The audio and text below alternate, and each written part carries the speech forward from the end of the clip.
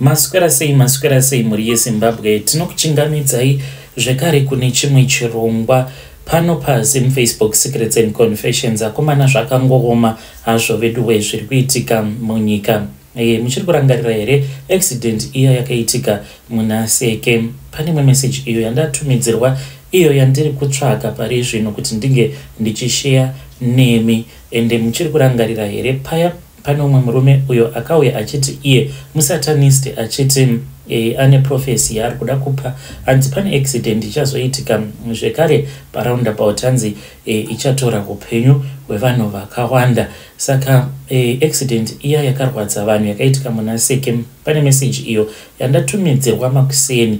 Message yacho yakamira sekudai: hanzi makadii mukoma, please ID ndangoti ndiuyewo nenyaya iyi yabva kuitika kuZimu uko kune friend cousin sister yangu. Mukadzi uyu handichatauri kwaanogara hangu, but vari kuZimu mune imwe town. Akaenda kunosungirwa nekuti iye ane nhumbu, saka akakanganwa kadhi rekuchipatara renhumbu ndokubva ati instead of bothering her husband better ndingo driver sezvo aine spare key yane mukoma. Hanzi achisvika kumba akasvikovhura ndokusangana nehari yainge yakazara neropa pamwe nebepa rine mazita ehama dzake iye murume dzakafa, ende chinhu chanyanya kumuvhundutsa izita rebrother yake yakabva kufa patsaona yakaitika muna Seke Road. So ini pandazvinzwa ndanzwa kutya mufunge nekuti iye ari kushaya kuti oudza hama dzake here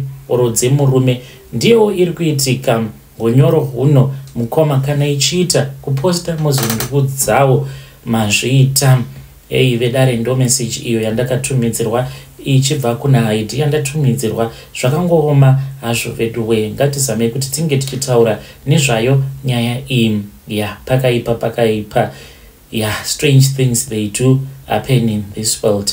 Regedzai tibva tenda panyedu inotevera. Nyedu inotevera yakamira sekudai so: hanzi makadii zvenyu mukoma, ndinokumbirawo kuti munge muchindiposterawo nyaya yanguwo makaviga chitupa changu. Ininiwo ndauya pano ndiine confession yangu iyo yandiinayo.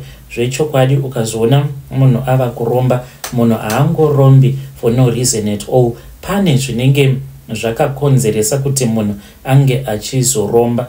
Isuwo mukoma takangoberekerwawo mumhuri yekuti tainge tiri vanhu vainge vakashoreka last number. Tainge tichigarawo muMbare. Mukoma, vabereki vangu vainge vakatombotenga imba. Mushure makunge vatenga imba muMbare makaremo, but mhepo mukoma dzemadzinza vakasvika pakutengesa imba iyoyo vachiti kana vatengesa imba vanobva vachizotenga imba ivo vainge vachiti vainge vachida kutenga imba kuGlenview, asi vakabirwa mari yacho yose mukoma. Pakapinda matsotsi vakatorerwa mari zvikatongovharana. Saka mukura kwedu takangokura tiri vanhu vainge vachingorojawo, ende vabereki vangu dzimwe nguva vaitoremerwa neupenyu zvekuti vaishaya kana mari yekubhadhara renti. Vabereki vangu mukomana vainge vari vanhu vanotambudzika kusvika pekupedzisira. Baba vangu chaitovararamisa vaitawo zvemapeace job, vachifamba vachiita mapeace job kunana Waterfalls zvekare nedzimwe nzvimbo kunana Houghton Park. Saka vainge vaine vanhu vavo vaiziva kuti nhasi ndikaenda kwaNhenge ndikanoita peace job, mangwana kwaNhenge ndinokwanisa kuwanawo chouviri. Baba vangu zvino vakazotanga kushandira imwe n'anga iyo yainge yabva mukutenga imba muHoughton Park. Saka baba vangu vakati vava kushandira n'anga iyoyo, basa ravo ravainge vachiita vaiwanzokufamba usiku vachiba hembe. Saka hembe dzavaifanira kuti vange vachiba ringava riri dhende rekungoti kana vakangopinda pamba pevanhu kana vakaona kana paine zvimadhende zvimwe zvinenge zvichitotambiswa nevana kumahumbwe, chavo chavaiita ndechekuti vaingotarisa kuti dhende iroro ravanenge vachida kutora rinenge riri remukadzi here kana kuti chinenge chiri chipfeko chemunhurume. Saka vaifanira kungotora zvipfeko zvevanhukadzi chete. Baba vangu vakatanga vachafamba vari vega usiku. Mukomanashi vaifamba vachishanyira hama neshamwari makaremo muMbare. Vaiti pavanenge vasvika vaitanga vambotarisa payadhi apo panenge pachitambirwa mahumbwe nevana voona kuti vanokwanisa kuwana here madhende, vaitofamba nekabhegi kavo. Saka pavakazoona kuti zvinotinetsei ivo semunhu mukuru, ndo pavakabva vachizotaura neni nehanzvadzi dzangu. Saka masikati mukoma ndaitoti paya patinenge tichitamba neshamwari dzedu, pamwe pacho taitokwanisa kana kutopinda mumba mefriend wotoba kana sketi yaamai vake kana kutoba sketi yake iye, then over watsvaka kwekuiviga tobva tachizopa baba. Baba vangu ndo pavakatomboitawo mari vakatenga motikari tikazobva kuMbare, ndobva tachizotanga kugara kuchitungwiza. Zvino tava kugara kuchitungwiza, vabereki vangu vakashaika vose vari vaviri. Handizivi kuti kwainge kuri kukanganisika kwemhiko here kana kuti kune akazoitawo go back to sender nekuda kwezvipfeko zvose izvozvo zvavaienda vachinopa n'anga yavo yaigara kuHoughton Park. Zvadaro mukomanashi upenyu wakasvika pakuoma, ende tainge tava kutevererwa nemamwe mazimhepo atainge tisingachanzwisise kuti mhepo idzo dzinotiteverera dzinombobva nekupi chaizvo. Zvino mukuzofamba ndipo pandakabva ndachizoti nerimwe zuva ndakabva ndachizotanga kutaura neimwe best friend yangu uyo wandakaenda naye kuchikoro kuhigh school. Ainge ava kugara nemhuri yake mushure mekunge atizirwa akadzingwa pamba. Ainge ava kugara kuMatapi kumaflats. Ndikamuudza kuti zvinhu zvakandiomera, chainge changosara chete ndechekuti ndinge ndichibatana nedzimwe mbavha idzi dzaita zvekuba motikari. Vakomana ava vaiti kana vakaba motikari vaibva vagurunura mapatsi vobva vatengesera vana makanika nevamwe vanenge vaine maspare shops avo. Vamwe avo vainge vaine macar dealership vaikwanisa kungovatengesera body, then motikari yotoitwa respray. Saka vainge vakandiudza kuti vainge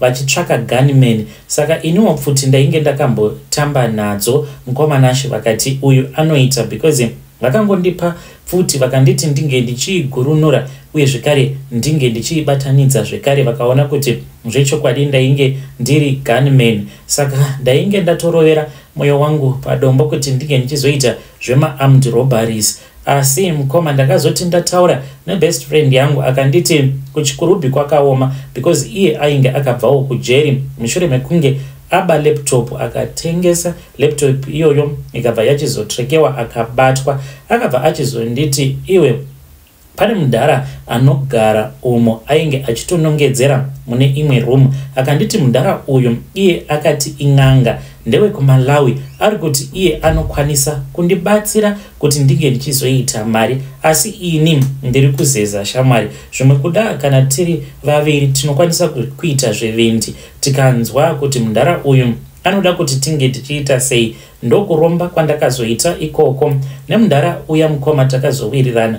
Iye akati anoda kuti ndinge ndichizonyora mazita ehama dzangu dzandainge ndakavenga, zvekare nemazita ehama dzangu dzandainge ndichida. Ndo panondibaya moyo ipapo, because pandakanyora mazita ehama dzangu idzo dzandakavenga ndaiti zvimwe kuda ndivo vanhu vachazofa, asi vari kupera kufa mukoma ndeavo vandinoda nemoyo wangu wose. Apa ndakanzi ndinge ndichinyora zvekare mazita evana vangu nevana vandichazvara. Ndakatomanyora nechekare, kunyangwe zvikanzi ndaita mwana wemusango, mwana iyeye ndinotomupa zita iro randakanyora pachipepa. Saka mukomanashi nhau yazondiunza pano inhau yekuti zvinhu izvi handichazvida. Ndanga ndichida kuti ndinge ndichitsvaka kwekuzvirasirira, asi n'anga nemaprofita ivo vanoti havazvigoni. Zvinotoda kuti ndinge ndichitoenda kunogezesewa kuMalawi direct, nekuti mishonga yacho yakashandisiwa ndeye kuMalawi. Ini ndine mwana wangu musikana uyo wandakatumidza zita raamai vangu Nyakunditumbura. Saka mwana uyu ari kufanira kuti ange achifa iro rino gore. Mwana wangu ari kufanira kuti ange achifa muna November. Handisi kuda kuti ndinge ndichichekeresa my princess, because ndinomuda pavana vangu vose avo vandiinavo. Mwana wangu ndinomuda. Ndinodawo kuti munge muchindiposterawo nyaya yangu. Kana maposta nyaya yangu ndiziviseiwo, ndichange ndichizotevererawo ndiri mucomment section. Muri yeZimbabwe ndo message iyo yandakatumidzerwa ichibva kuna mukoma vedu avo ngatizamei kuti tinge tichitaura navo mucomment section. Zvakangoma hazvo vedu we, ngatizamei kuti tinge tichitaura navo mucomment section. Regedzai tibva taenda panyedu inotevera. Nyedu inotevera yakamira sekudai so. Hanzi mukoma Nashi makadii zvenyu, ndinokumbirawo kuti munge muchindiposterawo nyaya yangu makaviga chitupa changu.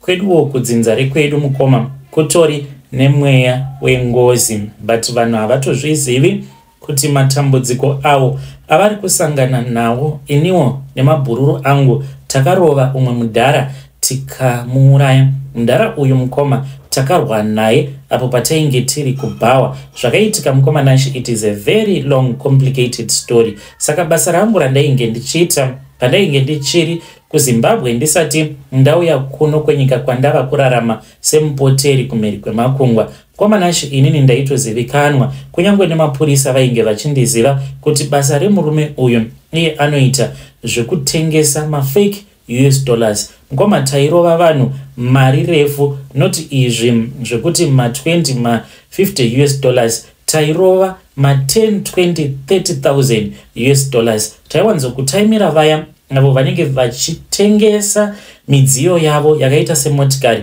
tobva tavapa mafake US dollars. Tainge tiine mishonga iyo yataishandisa yekuti munhu tinge tichimudzimaidza. Ipapo patinenge tichitotaura newe tinenge tiine kamwe kasweet tongue kekuti unotongogamuchira mari iyoyo, totonyorerana pasi otoenda nemari kuzoti ungochidzoka kwatiri. Tainge tiri syndicate zvekare, tainge tichidhila nemamwe mapurisa awo aifarira kuita zvine huori mukati. Saka nerimwe gore mukoma Nashi, sevanhu vaizivikanwa kuti vanobata mari, dzimwe nguva mukoma taikwanisa kufamba neimwe Toyota yedu double cab yakazara nemafake US dollars tichienda kunodhiliva, kungava kuri kuBulawayo from Harare kana kuti kuMasvingo. Saka taigara tiine zvibhebhi ende taitodiwa kunyangwe nevakadzi vevanhu nekuti vainge vachitoziva kuti patiri kana ukadanana nehwani wedu unenge watopinda mumari. Ndaiva ndiine mumwe mukadzi uyo wandainge ndichida.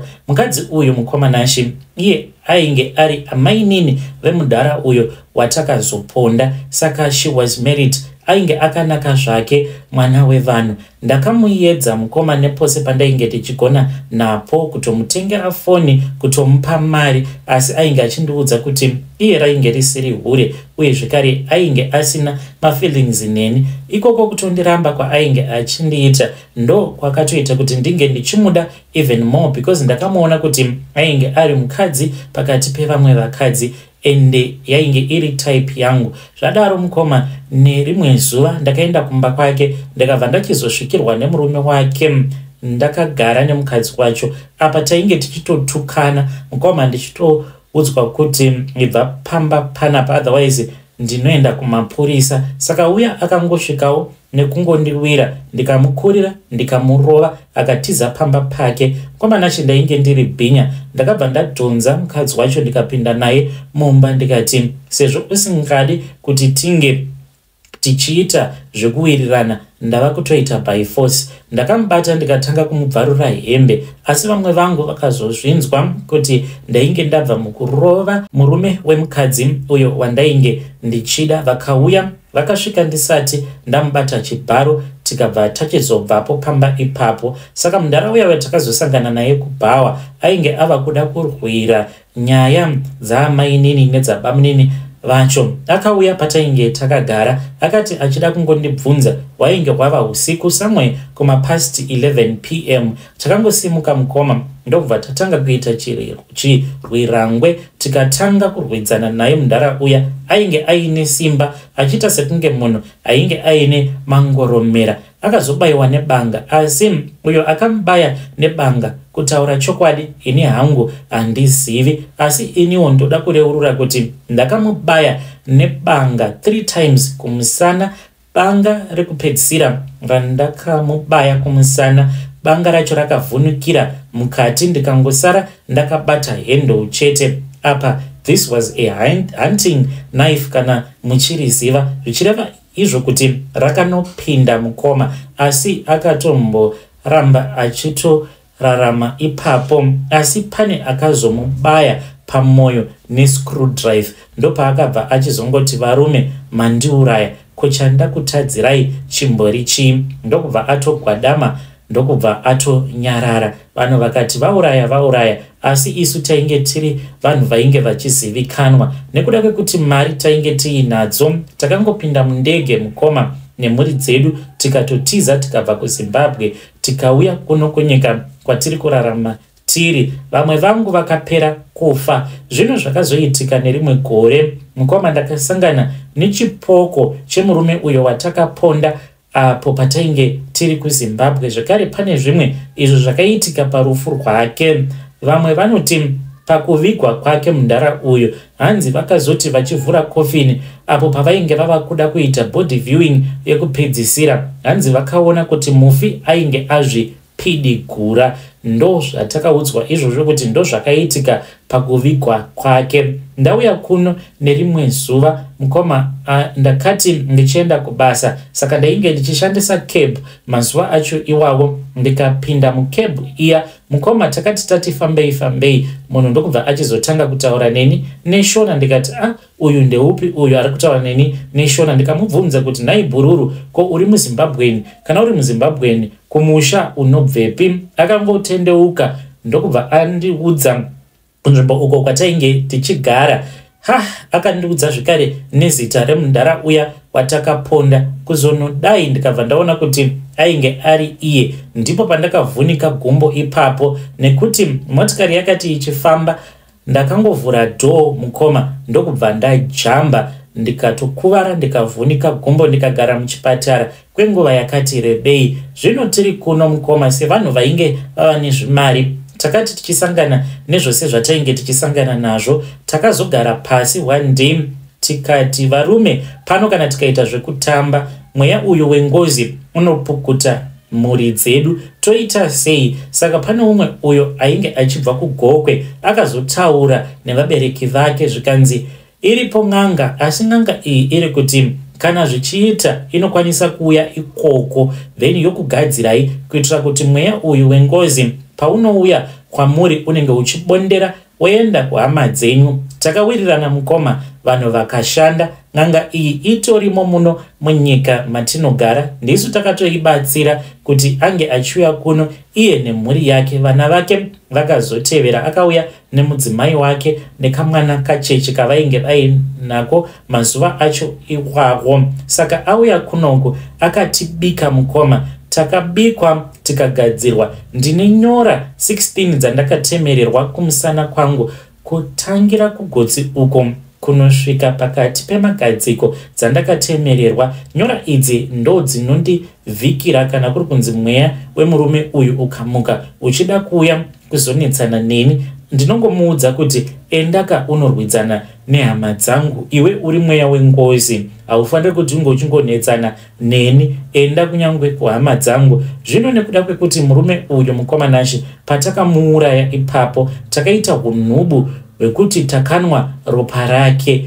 anozosvika kuya kuti ange achitaura anenge ava kusakwanisa kutaura. Kunyangwe mweya wake ukaitwa zviya zvekuhakwa zvavanoita zviya, haakwanisi kutaura nekuda kwekuti takanwa ropa rake. Ndo zvatakaitawo izvi mukoma apo pandainge ndichiri kuZimbabwe. Ndangoti ndinge ndichingoreurura, ndakura mukoma, kuno kwandava tinotoenda kuchechi, asi nyora 16 ndinadzo. Nyora idzo dzandakatemererwa kumusana. Makore adarika awo vana vangu vaitombomuona murume uyu, asi ndakatiwo vange vachitemererwa nyora idzo dzatakatemererwa kuitira kuti tinge tichivachengetedza. Asi handizivi kuti sekuru ava vakazonzi vafa, tinoramba takachengetedzeka here kuvazukuru vangu? Naivowo vanofanira kuti vange vachitemererwa nyora here kana kuti kwete? Handizivi kuti zvichaguma nei. Muri yeZimbabwe ndo message iyo yandakatumidzirwa ichibva kuna mukoma vedu. Zvakangooma hazvo vedu we, hanzi ndiri kumhiri kwemakongwa, hanzi ndiri mupoteri kuno kwandiri. Strange things indeed they do happen in this world. kuponda munhu mabva mukumuponda munhu iyeye munwa ropa rake. Hanzi izvi vainge vakazviudzwa kuti kana ukaponda munhu kana usingadi kuti akumukire ndo zvaunoita.